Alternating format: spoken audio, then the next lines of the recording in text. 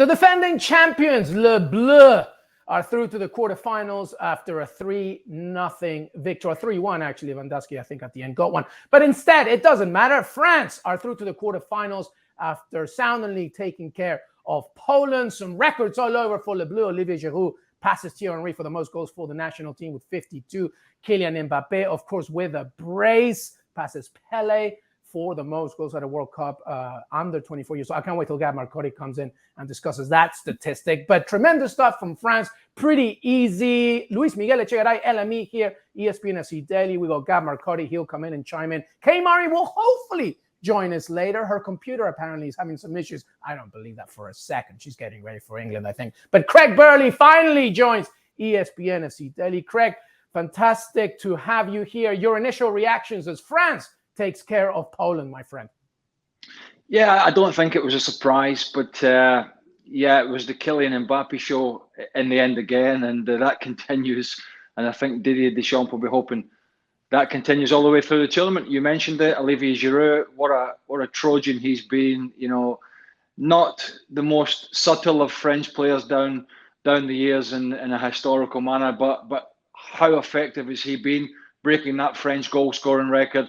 A great foil for Didier Deschamps in his time in charge. Already a World Cup winner. And yeah, no real surprise. I mean, I was quite actually pleasantly pleased in the end, although it was comfortable for France. I was pleasantly surprised that it was somewhat of a contest, because if you'd watched Poland getting out of the group stage, it was a giant yawn. And so at least they pushed France, particularly in the first half. Could have had themselves a goal, got some pressure on, but ultimately that quality just shone through in the end. I totally agree with you, Craig. And incidentally, is that a Highland cow behind you? It is. My wife for some reason likes these sort of Highland cows. We have sort of pictures, Gab, dotted around the house. They just keep popping up in places. I don't actually know they're there. And I walk into a room and go, oh, another cow. Wonder who bought this. I love it, Craig. Look, I have a little Peruvian one here as well, so we can connect. Gab, give me your thoughts then on this win. Obviously, a lot of records, but as Craig was saying, at least Poland kind of showed up, at least in the first half. What'd you make of this game? No, I agree with Craig. I think Poland have been really disappointing in this tournament, and I think they were fortunate to get this far. And it looked like against France they were up to it.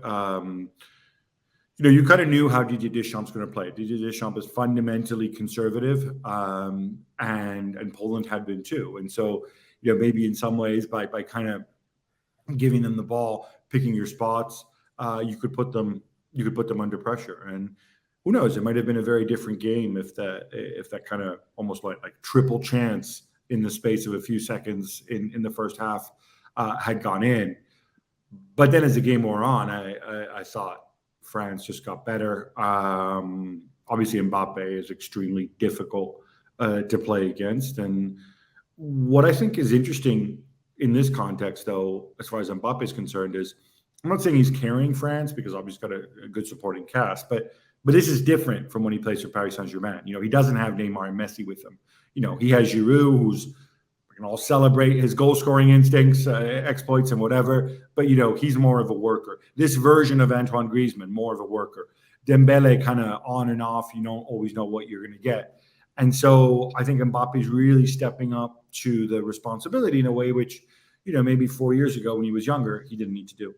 How about Rabiot, by the way? Sometimes he was turning into Riquelme in some of these games. He's been playing pretty well. Hey, listen, we're missing Kay Murray, but she asked us a question here. Craig and Gab, you jump in, of course. But Craig, something that we wanted to ask about Didier Deschamps. I mean, listen, often more than not, I guess, ever since winning in 2018, he has had his criticism, but fair to say, I mean, how do you think he has done with this squad? Because there's been injuries. Karim Benzema isn't here, of course, and he's not the only one.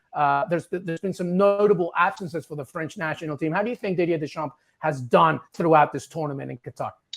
Well, I think pretty good. I mean, I don't think, we can debate whether Didier Deschamps is the great tactician or not. There are many good coaches around, great coaches. But he has delivered, the 2018 World Cup. He should have really, and he had an opportunity to deliver the European Championship in 2016. That went awry. They kept him on. And they are at the moment, along with Brazil, I suppose. I don't know what the bookies are saying.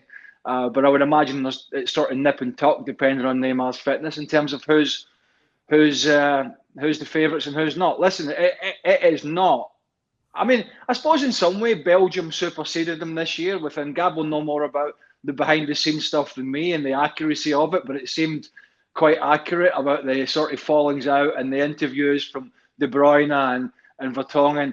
And I almost feel that the French could be sitting back in their hotel, slightly peeved, going, "That's our job. That's our job to fall out. We want to get the headlines. We want to fall out. We want disarray. We want parents arguing in the stand. This is what France do." And so, in some sense, we haven't really had that so far. It's still time to go. And so, to answer your question, it is clearly not an easy group to handle. We've had Benzema coming back in for a period, and then obviously he would have been in, but he's injured, and how that integrated within the squad 2 or 3 years ago. So it is a difficult bunch to manage, and it's not just the players; it's agents and families, and so I think he's done a more than decent job. And who can argue if you're winning World Cups? He's not always maybe picked what's perceived as the best players, and Giroud would be case in point. But sometimes players that are actually doing a really good job for him. Yeah, Gab, do you agree, buddy? What do you think?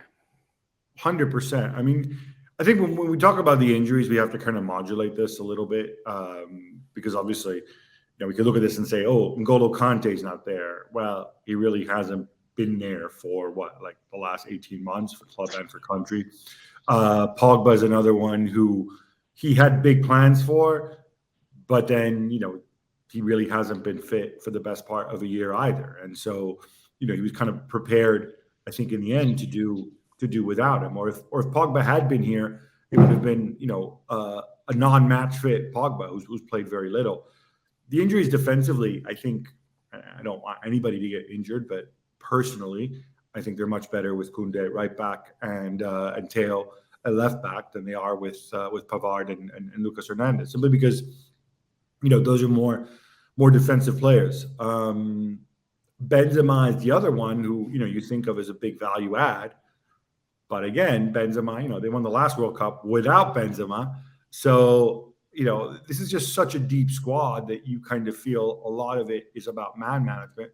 Where I think we can give him a lot of credit is getting a guy like Dembele to really I don't think we've seen the best of him, but putting his faith in him, keeping the squad happy this time around. All those relatives and Rabiot's mom and Pogba's brothers and stuff like that. These guys aren't around, possibly because Pogba's brothers are persona non grata and would have been right now. But there's a few other reasons why they're not around. Yeah, exactly. So maybe in that sense, it's been easier to manage. Well, thank you very much for watching ESPN on YouTube. For more sports highlights and analysis, be sure to download the ESPN app. And for live streaming, premium content, and let's not forget as well, ESPN FC 7 days a week. Subscribe to ESPN Plus.